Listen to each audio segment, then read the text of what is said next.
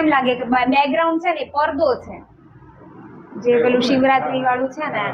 તો ફ્રેન્ડ્સ, તમારી માટે જબરજસ્ત વિડીયો એક લઈને આવી ગયો છું હું.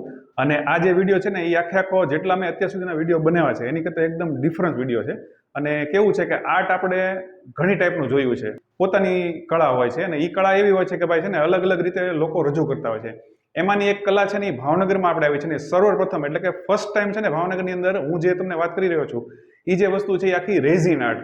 બરાબર, વિડીયોમાં તમને આગળ બધી મસ્ત માહિતી મળશે. તમે કદાચ પાછળ મારી બેકગ્રાઉન્ડમાં જોશો ને તો તમને આઈડિયા આવી જશે. આખું એક વુડ ઉપર મસ્તીનું આખું રેઝિંગ આર્ટ છે. તમે જુઓ, એ ટાઈપનું આખું એક મટીરિયલ આવે છે, એની ઉપર આખું આર્ટ વર્ક થાય છે. એટલે ભાવનગરમાં તો પહેલી વાર જ છે. એટલે તમે વિડીયોની અંદર બને રહેજો અને મારી ચેનલમાં જો નવા હોય ને તો સબસ્ક્રાઇબ કરવાનું ભૂલતા નહીં. અને આખો વિડીયો પૂરેપૂરો જોશો તમને મસ્ત માહિતી મળવાની છે. તો ફ્રેન્ડ્સ, આપણે જે ભાવનગરની અંદર સૌ પ્રથમ એવી રેઝિંગ આર્ટ જે છે એની વિશે આપણે જાણવા માટે આવ્યા છીએ. અને આ જે વિડીયો છે એ બહુ ઇમ્પોર્ટન્ટ છે. તો જે મેડમ જે છે આપણને એના વિશેની માહિતી આપશે આપણને. તો મેડમ, આપને સૌથી પહેલા નામ જણાવો. વીણા ભાવસાર. બરોબર. અને આપણી આ જે રેઝિંગ આર્ટ છે એ તમારી ભાવનગરમાં સર્વપ્રથમ છે ને, એવું છે ને? હાજી. હજી સુધી તો મને એવો રિસ્પોન્સ મળ્યો છે કે મીન્સ કે ફર્સ્ટ ટાઈમ એમ કે ભાવનગરમાં અમને આવું જોવા મળ્યું. કેમ કે આના વિશે કોઈ સાંભળ્યું પણ નથી. જી, બસ એવા જ રિસ્પોન્સ છે. અને આપણને એવો મોકો મળ્યો છે સરસ મજાનો કે ભાઈ આપણે રેઝિન આર્ટ વિશે તમને હું પૂરેપૂરી માહિતી આપીશ વિડીયોની અંદર. બરોબર. તો એક તમારી જે બધી અલગ અલગ જે આર્ટ છે ને એના વિશે પહેલા જણાવો કે આમાં કઈ રીતનું આખું કામકાજ હોય છે. કામકાજમાં એવું છે કે બે લિક્વિડ હોય છે, એને મિક્સિંગ કરીને તમારે જે રીતનું એમ કે સ્ટ્રક્ચર બનાવવું હોય કે જેવી રીતે ટી ટેબલ્સ છે, ફર્નિચર છે, ફ્લોરિંગ સુધી અત્યાર સુધી ડેવલપ થઈ ગયું છે કે ફ્લોરિંગ પણ તમારે રીતનું શાઇની, કેમ કે રેઝિન એટલે શાઇન, એનો મતલબ જ એવો છે કે શાઇન, કે તમારે એમાં વોલ ક્લોક બનાવી છે, ટી ટ્રેસ બનાવી છે, આ રીતના કિચન્સ બનાવવા છે. તો એ રીતની બધી જ પ્રોડક્ટ્સ એમ કે તમારા મનના કલર્સ, તમારી જે ડિમાન્ડ હોય, તમારે જે વસ્તુ કરવી હોય એ રીતનું આપણે સ્ટ્રક્ચર આપણે ઊભું કરી શકીએ. બરાબર. કે હવે આપણે મેરેજ જ લઈ લઈએ તો મેરેજમાં કેવું હોય છે કે આપણે વરમાળા પ્રિઝર્વેશન છે, અત્યારે બધાને યુનિક વસ્તુ જોઈતી હોય છે. તો આપણે યુનિક વસ્તુમાં ગિફ્ટિંગ આઇટમમાં હરેક વ્યક્તિ એમ ઈચ્છતી હોય કે હું આપું એ ગિફ્ટ સ્પેશિયલ હોવી જોઈએ. બરાબર છે. તો ગિફ્ટિંગ આઇટમમાં આપણે નામ વાળું, ફોટા વાળું કિચન છે, ફોટો ફ્રેમ્સ છે, એવું પણ આપણે ડેવલપ કરી શકીએ છીએ. પછી તમારે પોતાના લગ્ન છે તો તમે ઇન્વિટેશન કાર્ડ, હવે એક વસ્તુ છે કે ઇન્વિટેશન કાર્ડ જે આપડા હોય છે એ મોસ્ટલી યુઝ કર્યા પછી, વાંચ્યા પછી આપણે ડસ્ટબિનમાં જ જતા હોય છે. બરોબર છે. કોઈ મેમરી કરીને રાખતું નથી હોતું. તો મારું એક સજેશન છે કે એના માટે પણ હું એક ક્રિએશન કરી રહી છું કે આ રીતની ટી ટ્રે હોય કે જે લોકો 1000, 1200, 1500 સુધી વિઝિટિંગ કાર્ડ્સમાં ખર્ચા કરતા હોય છે. તો આ રીતનું જે કલર કોમ્બિનેશન, કોઈ પણ કલર કોમ્બિનેશન ની ઉપર આપણે નામ છે, કંકોત્રી આખી આપણે યુઝ રાખી શકીએ. અને તમે એમાં શું છે કે આ તમે ફરીથી યુઝ કરી શકશો અને as a memory life time તમારી વસ્તુ કે સામેવાળાના ઘરમાં રહેશે. એટલે કદાચ માનો કે ડેલી આપણે વિચારીએ કે આપણા હાથમાં ડેલી આમ મેમરી ડેલી આવે મેમરી, એમ ટૂંકમાં એવું વસ્તુ થઈ જાય. એટલે આ રીતનું આપણે હરેક વસ્તુમાં કે કોર્પોરેટ ગિફ્ટિંગમાં પણ તમે આ વસ્તુ યુઝ કરી શકો છો. કે સીલ્ડ છે, સીલ્ડ તમારે બનાવવું હોય કે કોઈ પણ આપણે એમ કે કોર્પોરેટ ગિફ્ટિંગ, દિવાળી ગિફ્ટિંગ, કોઈ પણ ગિફ્ટિંગમાં આપણે કોઈ વસ્તુ આપતા હોઈએ છીએ તો એઝ યુઝ્યુઅલ આપણી નજરની સામે રહેવી પડે, આપણી વસ્તુ આપણે સામેવાળું વ્યક્તિ યુઝ કરવું પડે. તો આપણે વિઝિટિંગ કાર્ડ સાથે કે નામ સાથે આપણે પેન સ્ટોરેજ બનાવી અને એ રીતે પણ આપણે ગિફ્ટ આપી શકીએ. પેન પેડ છે, પેપર પેડ છે, એ રીતની વસ્તુઓ પણ આપણે રેઝિનમાં બનાવી. એટલે આપણે એમ કહી શકાય કે ઇન શોર્ટ કહી શકાય કે ભાઈ કિચન જે નાનું હોય ત્યારથી મોટું ફર્નિચર બનાવો ત્યાં સુધીની બધી જ આઈટમ જે છે એમાં આપણે રેઝિંગ આર્ટ કરી શકીએ. બરાબર ને? વાહ, બહુ સરસ કહેવાય. અને હવે છે ને તમે એક 1 by 1 તમે જેટલા માનો કે તમે આર્ટ જેટલી તમે કરેલું છે, માનો 1 by 1 ખાલી અમુક પીસ બતાવજો એટલે ખ્યાલ આવે લોકોને કે ભાઈ કઈ ટાઈપની વસ્તુ બની શકે એમ. હવે આ જુઓ, આ છે ઈ ફોટો કિચન છે. આમાં 6 ફોટોસ છે. બતાવો. ઓહો, વાહ ભાઈ વાહ. આ રીતનું કિચન આવે. એટલે કપલમાં પણ જો આ કિચનની અંદર તમે એ કિચન એ રીતનું બનાવી શકો. અને કદાચ માનો કે તમારા મેમ્બર્સ 5-6 જણ હોય તો તમે એ ટાઈપનું કિચન પણ બનાવી શકો. એટલે એવું આર્ટ થઈ શકે. બરાબર ને? આ રીતના કેરેક્ટર કિચન્સ પણ આપણે બનાવી શકીએ છીએ. બરાબર.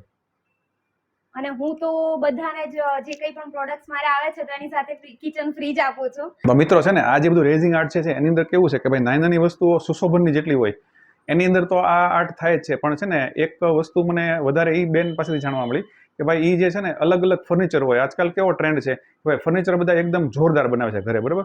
તો એ જે બધા ફર્નિચર હોય એની ઉપર પણ રેઝિંગ આર્ટ થાય છે, તો એના વિશે કંઈક માહિતી આપો. કઈ કઈ ટાઈપનું આપણે આમ જનરલી થાય છે જનરલી માં કેવું છે કે અત્યારે કેવું બધાને મેચિંગ કરવાનો ટ્રેન્ડ છે કે મારે ફર્નિચર એમ કે પૂરેપૂરું જેટલું બી ઘરનું મટીરિયલ હોય એ બધું મેચિંગ કરવું છે. તો ટીવી ની પાછળ જે બેક હોય છે એ પણ આપણે રેઝિન માં કરાવી શકીએ છીએ. અને રેઝિન નો પ્લસ પોઈન્ટ એ છે કે એનીથી ટ્રાન્સપરન્ટ લાઇટ આવે છે. ઓકે, હા હા, એટલે એ વધારે ટ્રેન્ડિંગ માં ચાલે છે. હવે એમાં તમે ટી ટેબલ્સ છે, ડાઇનિંગ ટેબલ્સ છે, કોમ્પ્યુટર ટેબલ્સ છે, ટી ની જે કઈ પણ મીન્સ કે આપણે એસેસરીઝ આપણે ફર્નિચર માં વાપરતા હોઈએ, ડાઇનિંગ ટેબલ છે, સોફા છે, બધી બહુ જ બધી. પછી આજે મને ઘણા લોકોને ઘરે મોટો એકદમ 6x6 નો મોટો પલંગ હોય, એની પાછળનો બેક સાઈડ હોય, તો એ બધું થઈ શકે ને? હા, એનો જ પ્લસ પોઈન્ટ એ છે કે તમારે નાઇટ લેમ્પ તરીકે બેક કવર ને યુઝ કરી શકો તમે, કેમ કે ટ્રાન્સપરન્સી એની જે આવે છે ને રેઝિન, આજકાલ બધા LED લાઇટ કે બધું નાખીને કરે છે. પણ તમારા જ ફર્નિચર માં પાછળથી જો લાઇટ આવતી હોય તો તમને વધારે યુનિકનેસ લાગે. હા, બરાબર. એટલે ડાઇનિંગ ટેબલ માં પણ ટ્રાન્સપરન્સી પ્લસ લાઇટ એ રીતનું હાઇલાઇટ આવે છે. ટૂંકમાં તમારે જે માનો કે લાકડાને લગતી બધી વસ્તુ હોય, માનો કે જેટલી ટાઈપનું ફર્નિચર બને છે એ બધાની અંદર તમે રેઝિંગ આર્ટ છે એ તમે યુઝ કરી શકો. એટલે એક બહુ સરસ યુનિક વસ્તુ છે. અને હા, એક ખાસ વસ્તુ મને અત્યારે મગજમાં આવી કે આ બધી વસ્તુ તમે આર્ટ કરો છો, બરોબર? પણ એ આર્ટની અંદર કેવું હોય કે નાની વસ્તુ છે, પછી એક મોટી વસ્તુ હોય, ફર્નિચર એવડું મોટું હોય, તો એમાં તમે જે પ્રાઇસ છે એ કઈ રીતે લ્યો છો? પ્રાઇસમાં એવું હોય છે કે વુડ પર જે આપણે કામ કરતા હોઈએ એની પ્રાઇસ ડિફરન્ટ હોય, અને જે ફૂલ રેઝિનમાં કામ કરતા હોઈએ એની પ્રાઇસ અલગ. પણ એનું એટલે કેવું કહે છે કે ભાઈ આજે મને કોઈ બોર્ડ છે, માનો કે 4x6 નું છે, તો એમાં તમારી કોઈ ફૂટ પ્રમાણે કે ઇંચ પ્રમાણે કે ઈ ટાઈપનું હોય છે? એટલું ના હોય, કેમ કે બધાની સાઈઝ અલગ હોય, ડિફરન્સ હોય, કલર કોમ્બિનેશન, કેમ કે કલર કોમ્બિનેશનમાં તમે ચાહો એટલા કલર્સ કરી શકો છો. એમાં પછી લેયર્સ આવે, અને પ્લસ માઇનસ પોઈન્ટ એ છે રેઝિનનો કે એને ટાઈમ બહુ લઈ લે છે કે એક લેયર માર્યા પછી મારે 24 કલાક સુધી તો એને પ્રિઝર્વ કરી રાખવું પડે કે એને અડાય જ નહીં.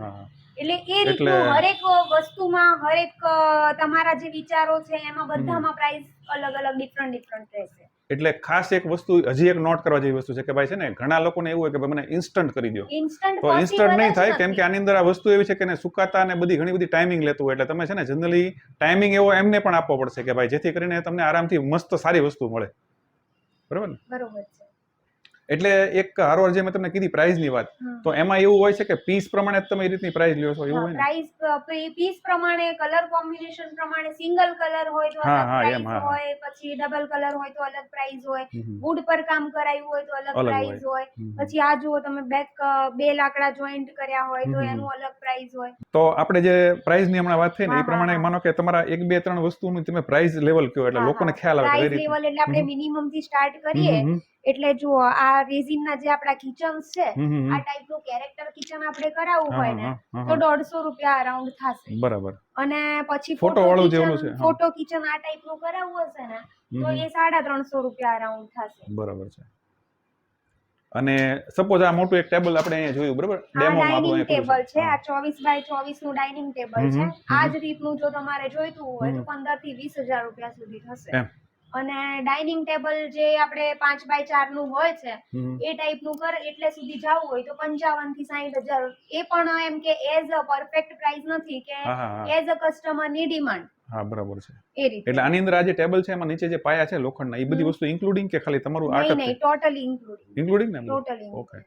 એટલે ફ્રેન્ડ્સ આમાં કેવું છે કે માનો કે કોઈ અત્યારે જેમને બે મેડમે વાત કરી કે ભાઈ 2-3 વસ્તુ તમને બતાવીને એની અંદર જે પ્રાઇસ થતી હતી એ લેવલ સિવાય તમારું કસ્ટમાઇઝેશન કેવું છે, તમે કઈ ટાઈપનું આર્ટ કરવા માંગો છો એની ઉપર એની પ્રાઇસ નક્કી થાય છે. અને બીજી વસ્તુ એવું હોય કે ઘણી વખત અમુક લેયર ચડાવવાના હોય તો એની અંદર છે ને ટાઈમિંગ એટલો લાગતો છે, મેડમ, બરાબર ને?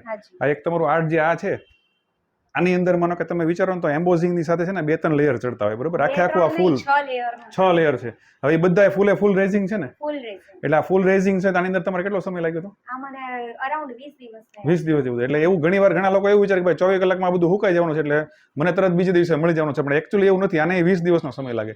એટલે આ એક તો તમને ખાલી એક એક્ઝામ્પલ છે નાનું એવું. પણ બીજા નંબરમાં કેવું છે કે તમારે આનાથી મોટું કઈ આર્ટ કરાવવું હોય અથવા તો કઈ એવું વસ્તુ, પછી એક જો આ બીજો નમૂનો છે, આની અંદર મેડમ કેટલો સમય લાગ્યો હતો આપણે? આની અંદર 15 દિવસ થયા છે. 15 દિવસ થયા હતા ને? તમે વસ્તુ જો આખું આ ફૂલ રેઝિંગ છે ને? હા, ફૂલ રેઝિંગ. કેટલા લેયર્સ છે આમાં? આમાં અરાઉન્ડ 6 થી 7 લેયર 6 થી 7 લેયર છે મિત્રો. જો અંદર તમને અંદરનું બધું દેખાશે આખું. તમને એવું જ લાગશે કે જાણે મોજા ઉછળે છે અને એની હા અંદર, હા નેચરલ લાગે ટૂંકમાં. હા, એટલે આ બધી વસ્તુમાં કેવું છે કે આર્ટ કેવું છે ને એની ઉપર સમય અને પ્રાઇસ બંને વસ્તુ નક્કી થતી હોય, એટલે ખાસ એ વસ્તુ ધ્યાનમાં રાખવા જેવી છે.